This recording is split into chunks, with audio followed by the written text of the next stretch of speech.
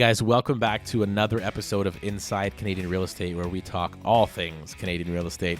Today, I have a really exciting guest on. I have Karl Bach from Prestige Homes. They are a custom home builder. They work with clients to build basically the home of their dreams.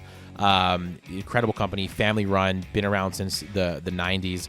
And we're going to be talking today about the custom home industry, what it's like to be in that world right now. If you want to start a business, become a custom home builder, but also we're going to talk about the client side. If you just want to build a custom house, that's always been a dream. We're going to talk about all those things today, along with some information about the real estate market and some other fun bits. So let's jump right in and get going with Karl. All right, Karl, thanks so much for coming, man. I appreciate it. No, thank you very much for having me. Cool. So why don't we jump in and tell everybody who you are, a little bit about yourself and the company.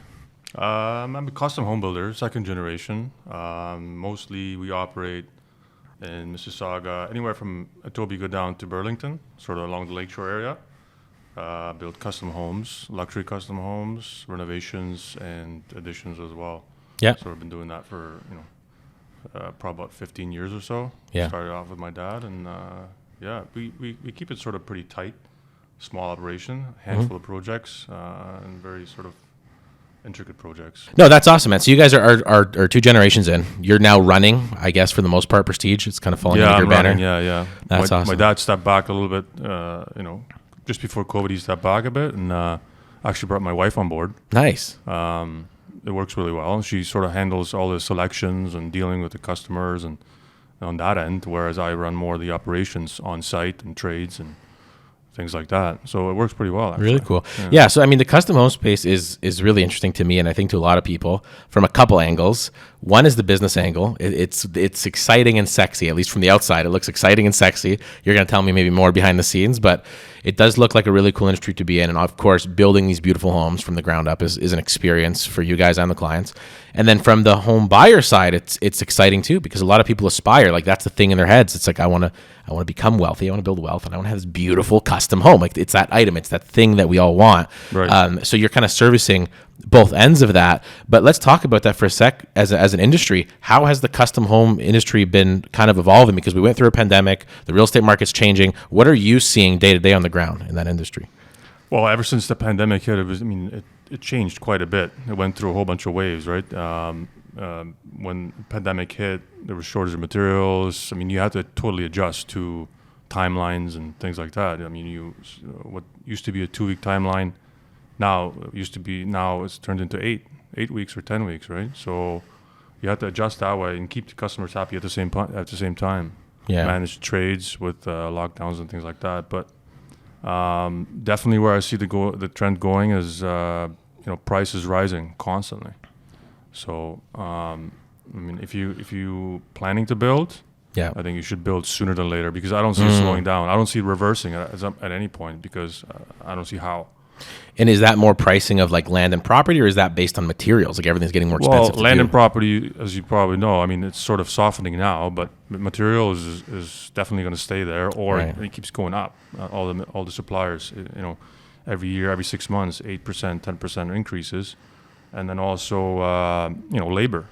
Labor, I don't see going down either, because cost of living is still expensive. True. Guys need to provide for their families. So yeah, that's only going up. There's a big push for that across the board, as people need the whole concept around living wage. And then, of course, if a living wage gets pushed up, all wages have to get pushed up, right? If you were at a good wage before, it's got to be a better wage now. So I'm sure that's going to keep going. Let's back up a little bit. Why, and maybe this starts with kind of your dad's story, but what got him initially into custom homes? There's a lot of areas he could have gone. Why was that the place? He was into the commercial side of building before, and then he sort of ventured into the custom stuff, and he liked it. He did it. He actually when he was in it, he did more of the build and sell and flip type of a scenario. Mm-hmm. Whereas when I got on board, I said, well, we can service customers as well, and just kind of turn it into that, move the business that way a little bit. That's interesting. I didn't realize that, because that's always the question, even in my mind. Like, we're doing some small stuff now. We're actually building our first custom home. It'll be for resale. But something I always think about of going more into that space is, how do you choose? Do we do this for ourselves, build and sell? Is it a resale proposition, right, or is it client side? Are we building for a client? Like, how do you kind of determine from a business case which one of those makes sense, or maybe what inspired you to go more client side? Well, the building for spec, especially if you're doing something really nice, is quite satisfying because you're doing, it's like your art project. You get to choose everything. It's your little baby, right? It's a lot of fun, but it has to be profitable, right? So as if you're building for someone who's an end user, then they buy the lot, the cost to build, and then the number they end up with. Right. If they're happy with it, that's fine. But you as a builder, if you do it on spec, you have to have the margin, and if it's not there, then it's not worth doing, right? So this is relevant to me because I'm going through it, but is that harder and harder to find now, where you're to actually build for resale? Is that getting harder to make the numbers work right now? Definitely, yeah. Is that just because of materials, or is it the land cost that's messing with everything? Like what's driving the issue? It's both, but it's a land cost, definitely. And also it's because the market has been, I don't know why, but it's just the market has been so unpredictable. I don't know how long, but it's just, you never know what's going to happen within 2 years or something, right? So if you're going to do it, you have to jump in fast, get in and out. That's the way to do it. But yeah, we talk about it all the time. I mean, across the board with real estate, it's compressing timelines is key. The faster you can get in and out of something is the best advantage you have because it mitigates risk. The longer you sit on something, the more likelihood something's going to go wrong, especially with, this year was interest rates. That $2 million house, they'd put 30% down and they'd be paying something like $4,000 or $5,000 a month. Now they're paying $8,000-$9,000 a month, and it's completely changed the dynamic. And if you're halfway through a project, it starts to get really, really dicey, especially if you were building for resale. It's a hard proposition to make. So it makes sense to build on spec for a client because at least from a company standpoint, your profit, your revenue is sort of fixed. Where you're going to be, and they don't really necessarily are as sensitive to that end price because they're doing it out of emotion. This is my home. As long as I can afford it, it makes sense. It makes sense. I'm not selling, right? Right. Yeah. If you're not doing it to sell right away, you don't care, right? Yeah. But before, I don't know if it's for the past 20 years, the real estate values kept going up. So by the time you buy the property, you develop it and sell it, that profit on the land, those are, you're gaining from that too. Whereas now it's sort of reversing trends, so it's hard to do. If you're buying the land for X amount of dollars and you're building, and all of a sudden it reverses, so you're in the negative. Yeah, that makes sense. So are you guys mainly doing, is it now mostly client? Is there a mix? What does it look like? Now it's pretty much 100% all client work. Yeah. That's cool. Because the one thing I was going to ask you about, but I'm not sure, have you guys ever dabbled in the subdivision space, building out larger? We try. We sort of, we had the idea. Yeah. But it's just there was so much, every time we tried, there was a lot of red tape behind it. And it's just time. Yeah. By the time you do buy something and then maybe rezone it, by the time you get in and sell it, it's just, sometimes it's just take little projects bit by bit.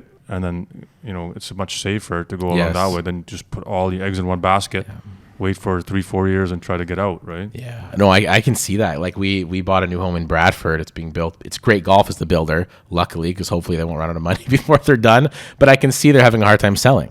Yeah. The projects, these are all in that $1.5 million range is kind of the pocket. And they're not selling all that fast. You drive that, there's 100 homes they released. When we first got in, it was about 2 months ago. They had sold maybe 7 homes. Mm-hmm. I went back the other day. So this is 2 months later. Maybe they've sold 20. So they got a long way to go still. Before, people would line up and those things were gone the first day. Yeah. They wouldn't even last 24 hours. And now they're putting in work trying to move these things, and it's just not moving. So I can imagine for a smaller builder that's doing that, and that's they put all their eggs in that basket, like you said, and now we can't sell 3/4 of the properties. What do you do? So I'm imagining, are a lot of these guys going out of business, the smaller ones? Have you heard of this?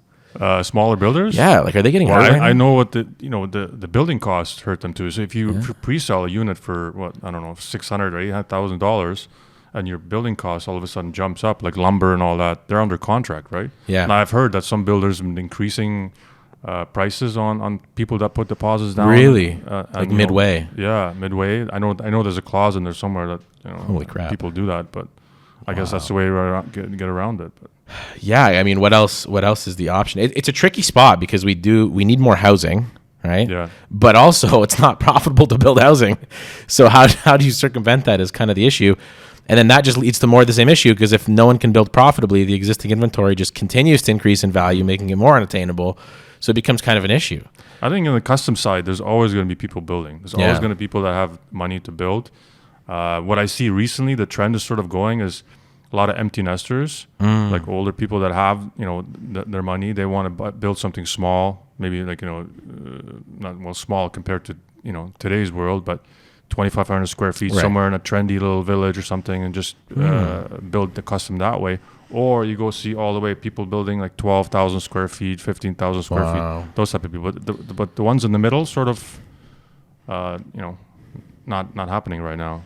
Interesting. So it's a soft middle, but both ends you're still seeing are pretty strong. Yeah, both going to both extremes, right? Wow. Yeah, that's a good point. I don't know. You probably know this better, but down south of the Quay or anywhere you have a custom market, it's more resilient than subdivision or pre-sale or things like that, right? Yeah. There's always people with money, and I think it's smart to be aligned with that because your risk is very minimal. Like they're coming to you off the bat, and you're building something you know is going to get built. You're not building it and then waiting and hoping you can find a buyer. You're basically setting all that in stone before you start. And there'll always be those people. Like, do you see? I was going to ask you too, like pockets, because you mentioned like trendy little towns. Yeah. Are there spots you're seeing now kind of come up that maybe are new that you haven't seen in the last 3-4 years or are getting popular? Well, I've been building a lot in Port Credit, and I've been seeing it develop, and that it's been developing big time. There's a big development right in the middle of it. I'm actually doing a custom in there right now. Yeah. That's very trendy. And then I don't know, I'm more on the west end. I can't really say too much on the east end of Toronto, but Bronte is a very trending place. All those places by the water, really much. That's what I see, right? Yeah. But then during the pandemic, a lot of people were going up north too, right? Little towns and things like that. I wanted to get out. Definitely. Those prices shot up like crazy too. Yeah, like you're definitely seeing up north for sure, north of Simcoe towards the Muskoka is a lot of where land was cheap. You're seeing people. Like when you guys were operating somewhere in Maple or in we're now exclusively like Innisfil and north of that. So from Innisfil to like Bracebridge is probably the farthest north. Yeah. Maybe even a little more west to Penetanguishene area, Midland, like all those pockets of theirs, mainly where we are. That's for house flipping, which is kind of different. But even development, like the house we're building is in Bracebridge. Like we have a 20-acre lot that was empty, and the cost of land, and that's the only reason it's feasible. The cost of land was so low because like our whole off-market thing that it makes sense.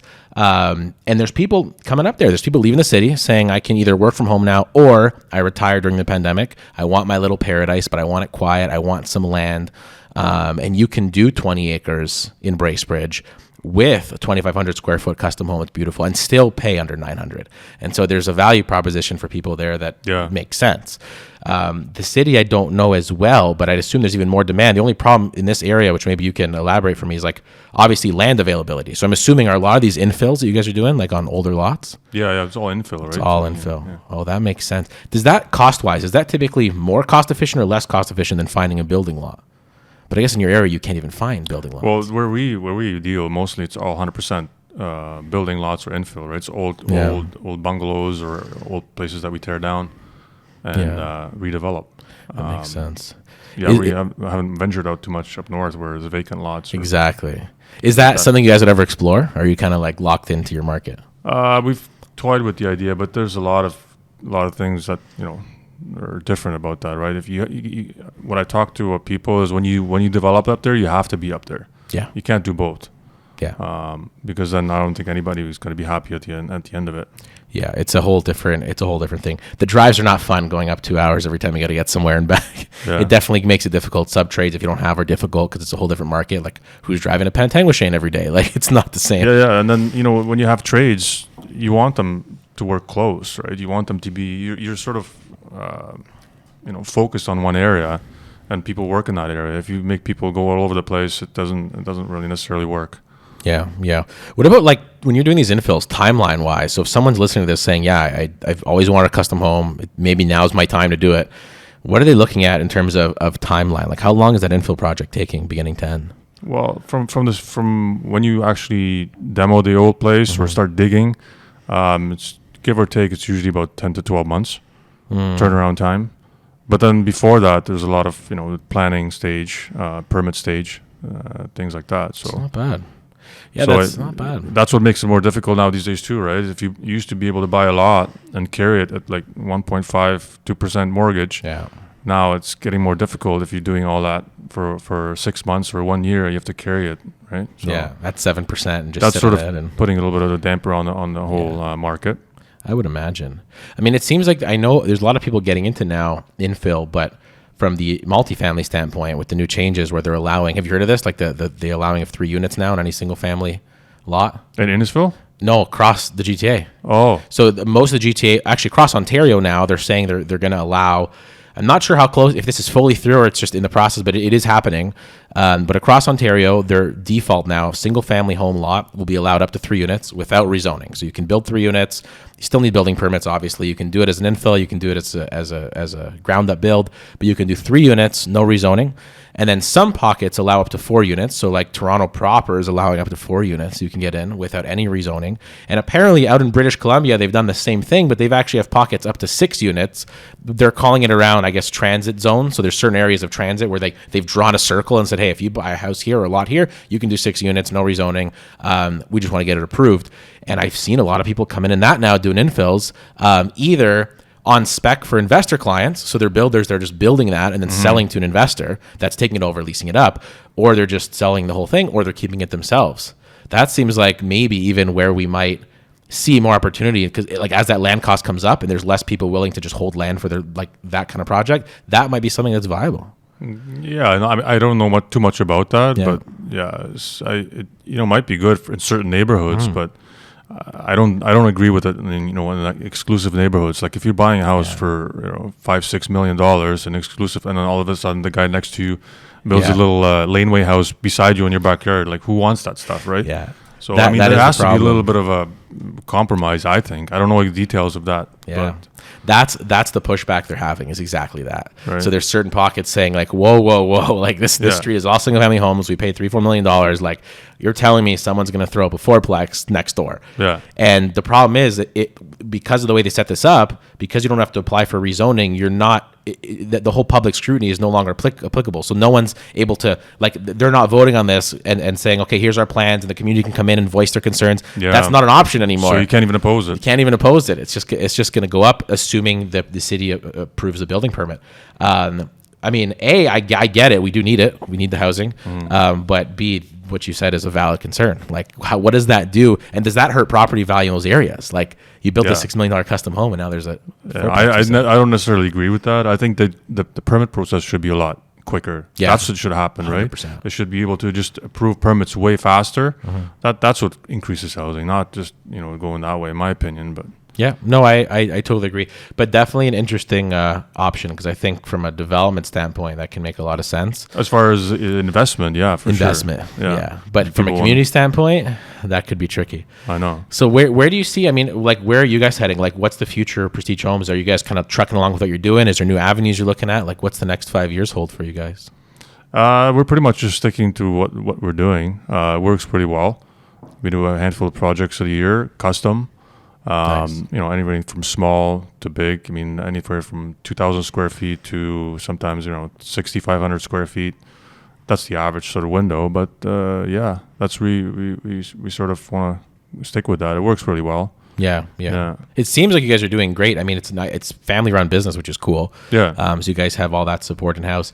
But what's one of the most challenging parts of that right now? Like, what's one of the most challenging parts of being in your shoes, running this kind of business? Well, I mean, we're going to stick with that, but eventually I want to go into spec too. Go back into spec, because, like I mentioned before, it is pretty fun to do.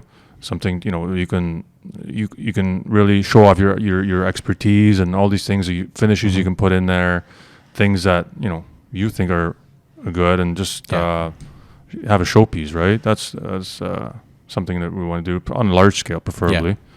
But now is not the greatest time. We'll see. Just wait for the right window to jump in until Yeah, I mean, it might be as things start coming down, and there's more and more opportunity to scoop land and scoop property that you wouldn't otherwise have gotten. It might start to make sense. There's a lot of people that have been sitting on land for a while now that held a little too long, and now they're getting a little stuck with it, and they might need to get rid of it. I'm seeing more of that. And so that might be that might be an opportunity in the near future, especially in those pockets where land is actually still available. Yeah, I think the opportunity is actually getting better now, because the prices are coming down slowly. And you want to jump in now before the inflation keeps going, Yeah. right? So Yeah. maybe now is a bit of a sweet spot. I think for sure over this winter and this spring, anyone looking to buy anything for any reason is going to be in a good spot.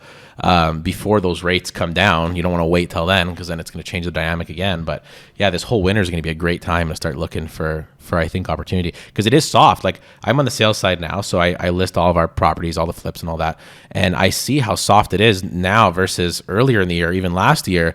It's like you put up something, even if it's like everything we put up is fully renovated, it's clean, it looks great, it shows well, it's still soft. Like, the average time on market, I think that Treb published was somewhere just past 30 days. So you're somewhere around 31 or 32 days is your average on market, when 2 years ago it was like 3 days. Yeah. So things are sitting now. You're not getting all those offers. And when buyers do come with offers, it's loaded with conditions. They have the balls in their court. Whatever they want, they know they're going to get it. And they're not shy about it. They're willing to come in, low ball, put all the conditions, see what happens. And that's becoming the norm. So we're already seeing that softening. Mm-hmm. Like, if it wasn't for, we market very aggressively. Like, if I have a listing, there's a lot of money that goes into marketing that property. It's a very active thing. But a lot of agents that are not, that just list and wait, they're sitting 30 days, 40 days, 50 days. And you can't move stuff that, like I said, 2 years ago was moved in a day. So that's creating opportunity for sure for people that are willing to say, okay, it's a buyer's market. Now's my time to buy, to invest for whatever reason. Even if it's like, if in your case, if there's a client that can eventually build a house that would want to work with someone like you, they can start looking now at, like, what can I buy that might be really undervalued? And just, even if I got to sit on it for 6 months, just start talking to someone. Now's a good time to find that lot in that dream area, that dream street. I think now's the time to do that. I think it's a good time now. Yeah, for sure. I think so, man, because that's, I don't see it getting much better than this. Because as soon as those rates come down, we don't know when. But when they do, there's a lot of people waiting on the sidelines. Do you think the rates are going to come down next year or no? I don't know. I wish I knew for sure. I'm a bit of a weird economics nerd, so I follow this stuff a lot. Yeah. When they raise interest rates, there's a bunch of economic KPIs they're tracking. There's certain things they look at, and what they're looking for is, do we slow those down? So they raise rates, and then for the next quarter, they look at these KPIs and they go, are those moving downward? No? Okay, we raise more. And they look at it again in a quarter. The last time we just had this, the last time we talked rates, they looked around and said, okay, yeah, it's slowing. So retail sales 2 quarters in a row are slowing. A bunch of things that they look at are slowing.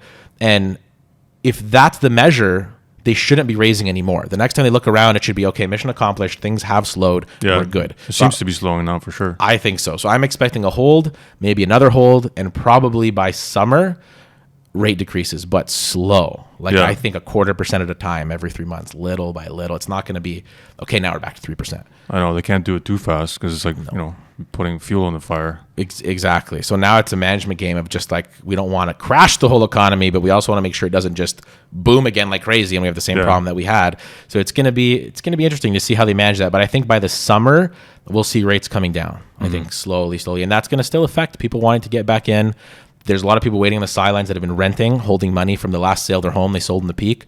Now they're renting, they're waiting. And as soon as they hear that rate drop, boom, everybody comes back in. So I think between now and spring is a good time to look if you're going to buy. Yeah, and if you're not affected by the interest rate too much, let's say you buy a property, but you buy it for almost cash or have a small mortgage, then it's definitely a good time to jump in now, because whatever you're putting into the house, like renovations or a building, is going to be cheaper now than it will be next year, 100%.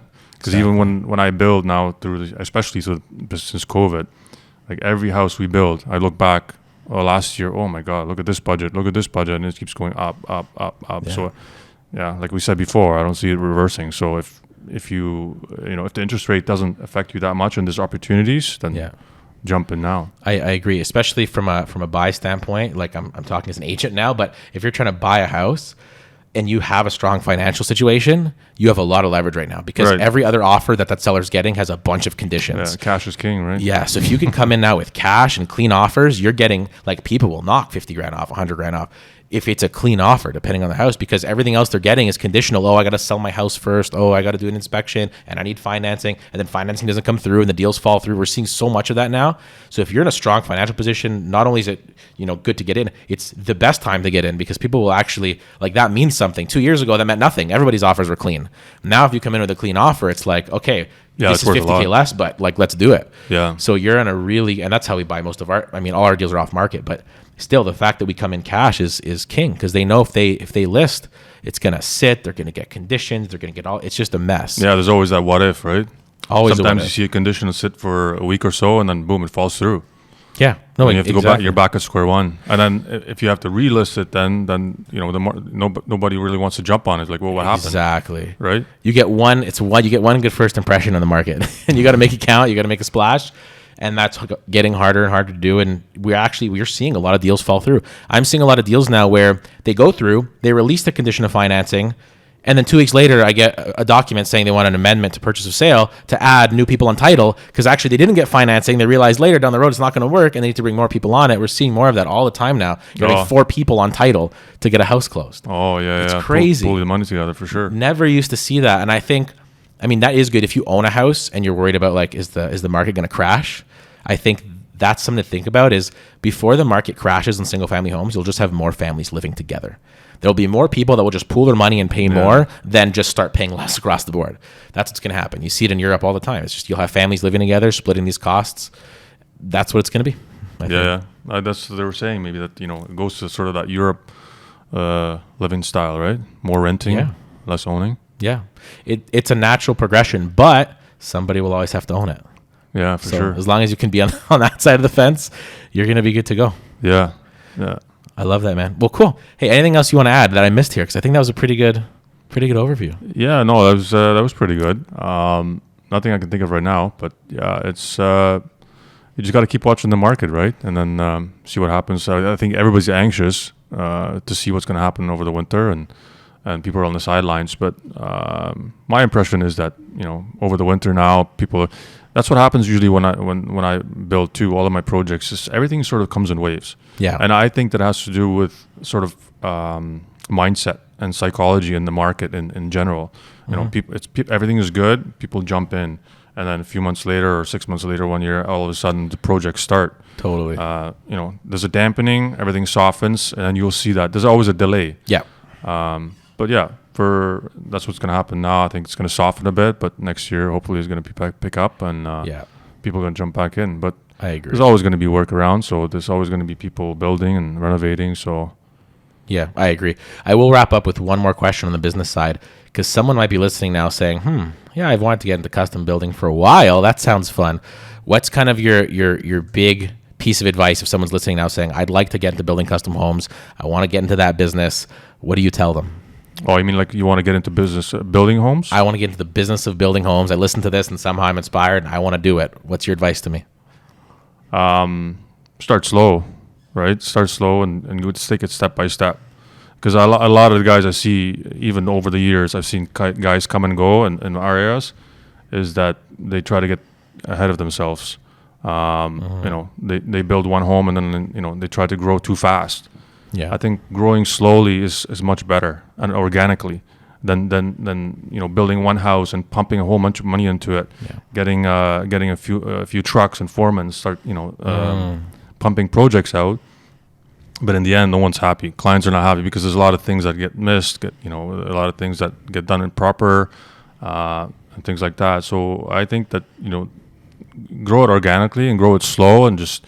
Educate yourself and go step by step. Yeah, that's how I did it. I mean, I just started slow with my dad. I started working on all the little trades, and then it slowly started managing, and then sort of went into that. But I never really jumped into it, right? Which helped a lot.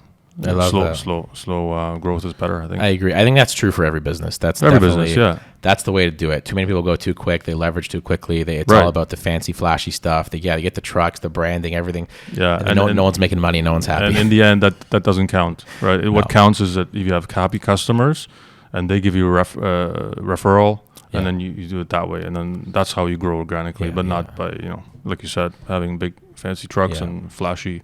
I agree. Banners, How do you feel about you just made me think of one other thing. How do you feel about franchised home builders like Alaire? Oh, Alaire. I've heard of them, yeah. Is that a vibe? Like because obviously if I want to build houses and I want to do it for clients, I have two options. I start on my own, or I could go with a franchise. Have you seen any benefit? Is that something that it's too overwhelming, you should go with a franchise, or is it something that's still? Honestly, I think things like Alaire are for people that don't know how to run a business. right? If you want to franchise, you want to do it, but you don't want to sort of figure out the business end yourself, right? Then they lay it out for you, just like any other franchise, right? Yeah. You don't want to open up a coffee shop and do everything, all the legwork yourself, and make it your own. You just buy a coffee shop and they do everything for you. You just run it. But yeah, I don't know. I don't think in the end. I mean, I think it's much more satisfying. Yeah. And if you grind in the beginning and really push hard, and then grow it yourself, you'd be much more satisfied. Yeah. Much more fulfilling for yourself too. Definitely. I agree. I know someone who has an Allaire franchise, and I mean, part of his frustration he always voices is the control they have. Yeah. It's like he can't do, even for advertising, everything he wants to try to do, it's like there's someone's thumb on it. Like, always needs approval. They scrutinize everything. What are you spending here? What are you spending there? What's the messaging here? What's the look there? You don't have that same control. Everything has to fall on that standard. So yeah, you're right. It's good if you have no experience and you're starting. It's maybe going to be a little quicker because they're going to hand you the blueprint. Yeah. But at the same time, you're going to lose all of that control along the way. I didn't even think about that. How it's controlling, right? Like if you 100%. Have an awesome idea, you can't implement it because you control it. So yeah, it's a give and take. Yes, that's good, because I think a lot of people are interested in the topic from the business standpoint, like starting in this industry, as well as owners that want to build and live in a home. I think a lot of it's a fun business. Yeah. It looks, it always looks glamorous because like you're always driving around and this guy doesn't do anything, just sit in his truck and no, there's a lot of stuff that happens behind the scenes. It's a lot of stress and things like that. But yeah, like I said, always looks glamorous from the outside. But it's just grow it organically. Yeah. No, I love that. I love that, and I think there's a bright future ahead for that industry as a whole. Especially now, like, because price-wise, sorry, I'm going on another tangent here, but price-wise, buying resale versus building custom, is it typically, so let's say on the bottom end, like that 2,500 square foot home, nice home, good size, that versus buying something from a big grade builder or buying resale, how big of a price discrepancy is it? Is it much more of a premium to build custom? Is it a little more affordable? What is it? But is it in a custom infill or like a subdivision you're talking about? No, like a custom infill. So like if I want a house for my family, 2,500 square feet, I have two options. I'm going to either come to you, I found a nice little lot, we're going to do an infill, you're going to build for me, or I'm going to just go buy from a builder in a subdivision or even resale. What are the cost differences there? Or just buy one that someone built a few years ago? Something sure. Like that? Well, yeah. Now the prices are that way. So if you buy, you look at the lot value, which is 1.5. To build a house, another 1.5 or 2 million, which puts you at 3.5. Yeah, and there's homes are ready to go in that neighborhood for 3.5. Wow. So the numbers are pretty much the same. As if you want to jump in and do it yourself, go through all that and make it your own, or buy something that someone's built. But the reason how people can sell it for the same price is they probably built 2-3 years ago, 4 years ago, is cheaper. So but I think in the end it's if you want to go custom, you just go custom and it's good to know, because I mean the reason I ask, like the reason I'm getting there is like I'm curious if there was a big premium, because building custom is preferable because I get everything that I want, but I'm wondering how much of a premium do I have to pay? But not really. It's about the same. Yeah, but you got to make sure if you buy something that's resale, let's say you buy a custom home that's been built 2 years ago, like who's it been built by? Right. It's been built by a flipper who's a second house, and then you put your life savings into it, and all of a sudden there's problems everywhere, right? And you have no warranty. Well, that. You don't want to do that. So. Ooh, yeah, that's true. Because they'd lose the warranty at that point. They don't have it. Yeah. So a lot of people, as you know, during a hot market, I'm going to buy a lot, build within 6 months, 1 year, sell it, right? Exactly. And it's been built with a purpose to flip and sell. So number one is profit.